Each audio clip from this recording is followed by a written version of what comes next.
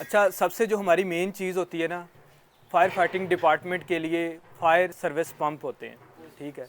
Fire service room होता है जहाँ पे हमारा पूरा जो मेन सिस्टम है वो इंस्टॉल होता है, जहाँ से हमने कंट्रोल करनी होती है हर चीज़, ठीक है। इसमें कौन सी चीज़ें मेन आ जाती हैं? सबसे पहले हमारे पास जो है वो स्टोरेज टैंक है। स्टोरेज टैंक है, हमने अपनी कैपेसिटी के मुताबिक बनाना होता है, मैक्सिमम पानी हम स्टोर कर सकें, ठीक है। छोटा नहीं हो, बड़ा जितना हम कर सकें उसको, ठीक है। और इसमें हमें पता चलता रहना चाहिए हर टाइम, एक तो ये फुल होना चाहिए, साइड पे कोई पंप लगा हुआ है जो ज़मीन से पानी निकाल के इसके अंदर डाल रहा है। उसकी रीज़न क्या है? देखें, अगर हम डायरेक्ट कोई पंप लगाते हैं कि जो ज़मीन से पानी निकाले, उसके फ़िल्टर में कोई मसला आ सकता है, ठीक है। वो उस टाइम पे कोई उसमें ख़राबी आ सकती है, इसलिए हम रिस्क नहीं ले सकते। हमारे अरबों खरबों रुपए लगे हुए हमारी इंडस्ट्री पे, इसलिए हम स्टोरेज टैंक बनाते हैं, पानी ज़मीन से निकाल के उस टैंक में भरते हैं। लेवल फुल होता है, साइड पे भी एक लेवल लगा होना चाहिए, जिस तरह हमने ये गेज लगाई हुई है, लेवल गेज, जो कि चलता फिरता बंदा इसको चेक कर लेता है कि इसमें कितना जो है इसका लेवल है। ऊपर से भी हमने इसके होल रखा हुआ है, ढक्कन है, जिसको उठा के हम देखते हैं कि इसके अंदर कितना पानी है, ठीक है। पानी होना चाहिए, पानी बिल्कुल साफ़ सुथरा होना चाहिए, क्योंकि वो हमारे सिस्टम में आना है। ये नहीं है कि उसमें मट्टी हो, कचरा हो, इस तरह की चीज़ें, मड हो, बिल्कुल साफ़ सुथरा पानी हो आपका, ठीक है, ऑयल फ्री पानी। उसके बाद क्या है कि मेन जो हमारा स्टोरेज है, वहाँ से हम एक लेते हैं, कनेक्शन लेते हैं, ठीक है। कनेक्शन लेते हैं, जैसे ये हमारा मेन एक वाल्व लगा हुआ है, ये गेट वाल्व है। अभी ये गेट वाल्व क्या ज़ाहिर करता है कि इसका जो ऊपर ये इसकी ये सुलाख है, ये ऊपर निकली हुई है, थ्रेड इसके ऊपर निकले हुए हैं, इसका मतलब है कि ये खुला हुआ है। अगर हम इसको घुमाएंगे, इसके ऊपर एरो बना हुआ है ओपन एंड शट का, ठीक है। ओपन की तरफ करेंगे तो ये इसके जो थ्रेड हैं ऊपर निकलते जाएंगे, उसकी जो सीट है, ब्लाइंड है गेट वाल्व का, ऊपर उठता जाएगा और ये वाल्व खुला होगा। अगर इसके ये थ्रेड नीचे हैं, थ्रेड आपको नज़र नहीं आ रहे या मिनिमम 2-4 नज़र आ रहे हैं, मतलब कि ये वाल्व बंद है, ठीक है। इसके बाद गेट वाल्व के बाद आगे अगर आए तो ये लगा हुआ स्ट्रेनर, ठीक है। स्ट्रेनर है, क्या है, जैसे ही पानी इसमें आता है, अगर पानी में कोई मिट्टी आ गई या कचरा आ गया तो ये उस पानी को फिल्टर करता है, ये उसको रिमूव कर देता है मिट्टी वगैरह को, ताकि क्लियर पानी हमारे सिस्टम में जाए, ठीक है। ये आगे सक्शन पाइप है, सक्शन पाइप जा रहा है। सबसे पहले हमारे पास जोकी पंप है जो पहले वर्किंग करता है, वर्टिकल पंप, जोकी पंप वर्टिकल पोजीशन में लगा होता है, जिसके साथ प्रेशर टैंकी है, प्रेशर टैंकी अटैच है। ये क्या करता है, हमारे पास इंस्ट्रूमेंट डिवाइस लगी हुई है ये सामने, ठीक है। ये हमारे पास इंस्ट्रूमेंट डिवाइस है जिसको हम कंट्रोल करते हैं। ये गेज है, हमारा प्रेशर, हमारी रिक्वायरमेंट है, हम कितना प्रेशर इसमें होल्ड करना चाहते हैं, 10 बार करना चाहते हैं, 15 बार करना चाहते हैं, 8 बार करना चाहते हैं, वो हमारे ऊपर डिपेंड करता है। इंस्ट्रूमेंट डिवाइस से अभी जो हमने यहाँ पे किया हुआ है, मेंटेन किया हुआ है, ये 10 बार प्रेशर हमने मेंटेन किया हुआ है।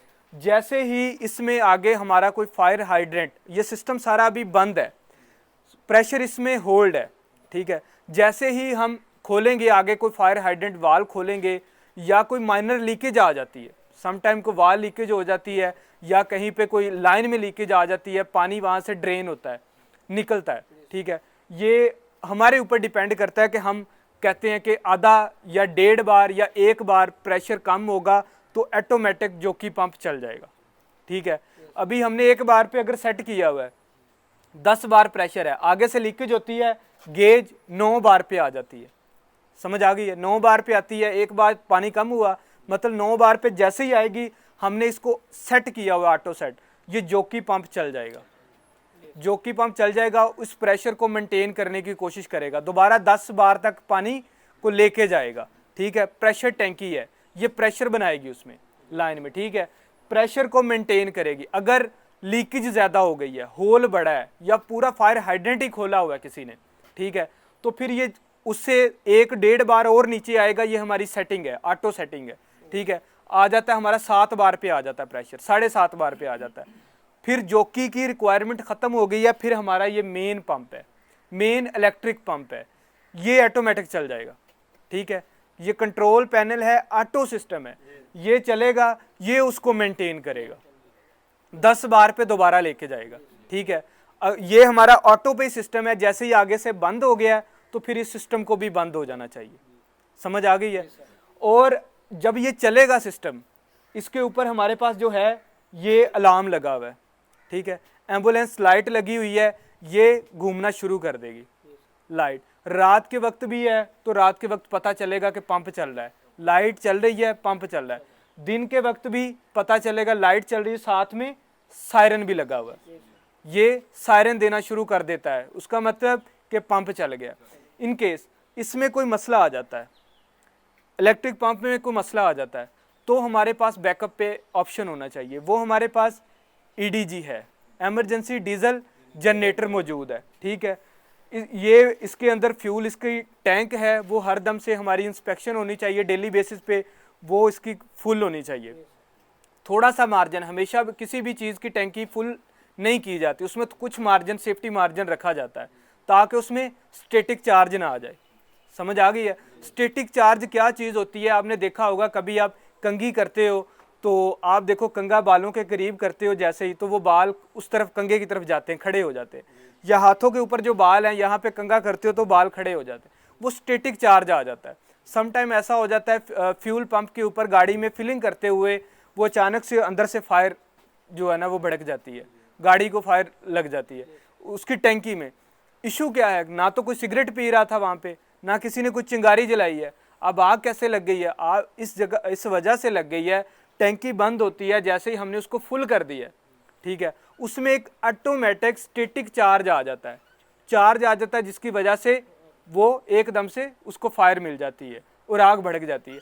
एक ही चीज़ है, एक स्पेसिफिक ब्रश बनाए जाते हैं दुनिया में इंडस्ट्रीज में यूज़ करने के लिए, स्पेसिफिक मखसूस डिवाइसेस के ऊपर वो लगाने के लिए कि उसमें स्टैटिक चार्ज ना आए। वो कहते हैं कि जो कैमल की पूंछ होती है, ठीक है, जो कैमल की टेल होती है उसके ऊपर जो बाल होते हैं उसके ब्रश बनाए जाते हैं, सिर्फ उसके स्टैटिक चार्ज नहीं आता, बाकी तमाम चीज़ों से स्टैटिक चार्ज आ ही जाता है रगड़ने से। समझ आ गई। इसके साथ जिस तरह कार की बैटरी होती है, बैटरी लगी हुई है, इसकी वायरों की ड्रेसिंग है कंप्लीट होनी चाहिए, इसका सलेंसर है गर्म होता है, इसके ऊपर जो है हमें इंसुलेशन होनी चाहिए, ठीक है, गर्म है, क्योंकि वर्किंग में इमरजेंसी के दौरान हमारा हाथ लग सकता है, कोई भी इशू बर्न हो सकता है, तो इसके ऊपर इंसुलेशन होनी चाहिए। और बाकी जितने हमारे ये कंट्रोल पैनल लगे हुए हैं, जोकी पंप का है, इलेक्ट्रिक पंप का है, डीजल जनरेटर को हम चलाएंगे, इसकी ये भी है, हम इलेक्ट्रिक पंप चलाते हैं, आगे हम एक हाइड्रेंट खोलते हैं, वो 1 से 1.5 से 2 बार प्रेशर एक हाइड्रेंट ले लेता है, 2.5 इंच की जो हाइड्रेंट वाल्व होता है। अब दूसरा फिर हम खोल देते हैं, लाइन में प्रेशर जाहिर सी बात है कम होगा, 6-7 बार रह जाएगा, उसके दौरान भी अगर हमें प्रेशर मेंटेन करना है तो हम एमरजेंसी डीजल जनरेटर को चला सकते हैं, प्रेशर को मेंटेन कर सकते हैं, बढ़ा सकते हैं, क्योंकि एमरजेंसी के दौरान हमें ज़्यादा से ज़्यादा प्रेशर चाहिए होता है, ठीक है। इसके ये जितनी हैं ये हेडर के साथ कनेक्शन लाइनें हैं जो मेन से सक्शन से हमारे जोकी में आ रही है, सक्शन से इलेक्ट्रिक पंप में आ रही है, और इनसे जो है हमारा ये इसमें जा रही है हेडर में, ठीक है। हेडर के साथ कनेक्ट होकर ये आउटलेट है पूरे हमारे प्लांट में, जितनी हमारी फायर फाइटिंग लाइन है, पावर हाउस, स्विच यार्ड, जहाँ पे हमने इसका कनेक्शन दिया हुआ है तो वहाँ तक ये अप्रोच कर रही है। तो ये हमारी जिम्मेदारी है कि इनकी जो check and balance, daily inspection, इनका फ्यूल और आगे से जो हमारे पूरे हाइड्रेंट हैं उनकी मेंटेनेंस, ये हमारे ज़िम्मे है। समझ आ गई है। ये किस तरह से इसको मॉनिटर किया जाता है, किस तरह से इसको चलाया जाता है और कैसे इसकी इंस्पेक्शन की जाती है। ये हमारा मेन कंट्रोल रूम होता है जिसकी 8 घंटे बाद या डेली बेसिस पे इंस्पेक्शन लाजमी है। और ये चीज़ें, इसके जो इक्विपमेंट्स हैं, जो इसके डिवाइसेस हैं, जो इसके पार्ट्स हैं, वो हमारे पास बैकअप में मौजूद होने चाहिए। अगर कोई ख़राब हो जाता है उसी वक्त हम उसको रिप्लेस कर सकें। समझ आ गई। और जो ट्रेंड लोग हैं, इनसे रिलेटेड ट्रेंड लोग हैं E&I के, इलेक्ट्रिकल एंड इंस्ट्रूमेंट के, वही लोग, और जो मैकेनिक हैं इनके, वही लोग इनकी जो है मेंटेनेंस करें, मंथली मेंटेनेंस करें, क्वार्टरली, ईयरली, जैसे भी है वो इनको प्रॉपर मेंटेन करके रखें। ये बंदों के हैंड ओवर होना चाहिए।